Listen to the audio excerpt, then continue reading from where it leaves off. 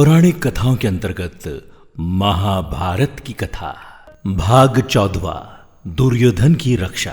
गंधमादन पर्वत स्थित कुबेर के महल में 4 वर्ष व्यतीत करने के पश्चात पांडवगण ने वहां से प्रस्थान किया और मार्ग में अनेक वनों में रुकते रुकते स्थान स्थान पर अपने शौर्य और पराक्रम से दुष्टों का दमन करते, ऋषियों और ब्राह्मणों के सत्संग का लाभ उठाते वे द्वितवन पहुंचे और वहीं रहकर वनवास का शेष समय व्यतीत करने लगे। अब तक वनवास के 11 वर्ष पूर्ण हो चुके थे। पांडवों के द्वितवन में होने की सूचना दुर्योधन तथा उसकी दुष्ट मंडली दुशासन, शकुनी, कर्ण आदि को मिल चुकी थी। वे एक बार फिर वहां जाकर पांडवों को मार डालने की योजना बनाने लगे। संयोगवश उन दिनों कौरवों की गौ संपत्ति द्वितवन में ही थी। अपनी गौ संपत्ति अंकेक्षण, निरीक्षण आदि करने के बहाने दुर्योधन ने धृतराष्ट्र से द्वितवन जाने की अनुमति प्राप्त कर ली।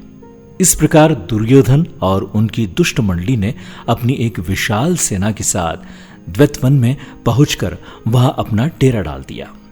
वे अपना राजसी ठाट बाट का प्रदर्शन कर पांडवों को जलाना भी चाहते थे। इसीलिए बहुमूल्य वस्त्र आभूषणों से सुसज्जित राजमहिलाओं को भी उन्होंने अपने साथ रख लिया था। एक दिन वे जल विहार करने के उद्देश्य से दुर्योधन अपनी मंडली तथा राजमहिलाओं के साथ द्वितवन में स्थित मनोरम सरोवर में पहुंचे, किंतु उस सरोवर में गंधर्वराज चित्ररथ पहले से ही आकर अपनी पत्नियों के साथ जल क्रीड़ा कर रहे थे। चित्ररथ के सेवकों ने दुर्योधन को सरोवर में उतरने से रोकते हुए कहा, इस समय गंधर्वराज चित्ररथ अपनी पत्नियों के साथ इस सरोवर में जल क्रीड़ा कर रहे हैं, अतः उनके बाहर आने से पहले अन्य कोई भी सरोवर में नहीं उतर सकता। सेवकों के इन वचनों को सुनकर दुर्योधन ने क्रोधित होकर कहा, तू शायद नहीं जानता है कि तू किससे बात कर रहा है। मैं हस्तिनापुर नरेश धृतराष्ट्र का महाबली पुत्र दुर्योधन हूं। यह सरोवर हमारे राज्य की सीमा के अंतर्गत आता है। तू जाकर चित्ररथ से कह दे कि इस राज्य का युवराज यहां जल विहार करने आया है और तुम्हें इस सरोवर से बाहर निकलने की आज्ञा दी जाती है। दुर्योधन के दर्पयुक्त संदेश को सुनकर गंधर्वराज चित्ररथ के क्रोध का पारावार न रहा और उसने दुर्योधन तथा उसकी मंडली के साथ युद्ध प्रारंभ कर दिया।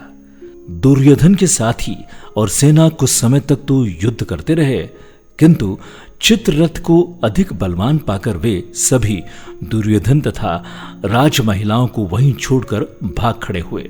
चित्ररथ ने दुर्योधन तथा उन राजमहिलाओं को कैद कर लिया।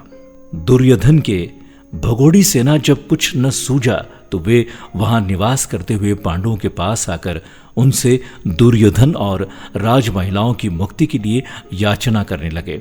उनकी याचना सुनकर भीमसेन ने प्रसन्न होकर युधिष्ठिर से कहा, बड़े भैया, दुर्योधन अपने राजसी वैभव का हमारे सामने प्रदर्शन करने यहां आया था। गंधर्वों ने दुर्योधन की दुर्दशा करके हमारे हित का काम किया है। आप कदापि इसे मत छुड़वाना।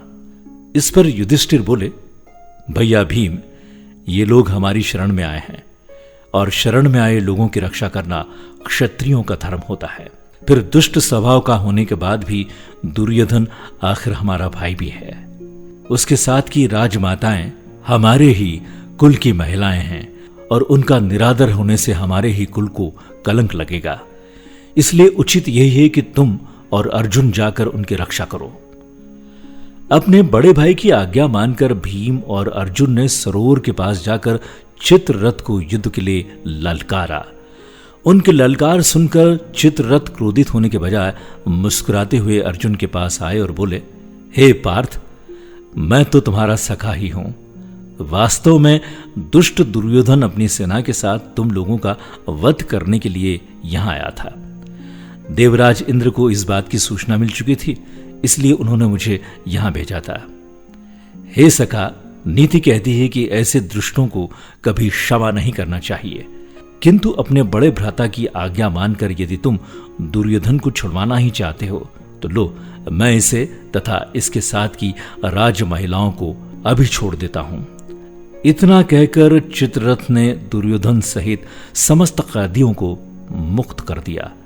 वे सभी वहां से धर्मराज युधिष्ठिर के पास आए।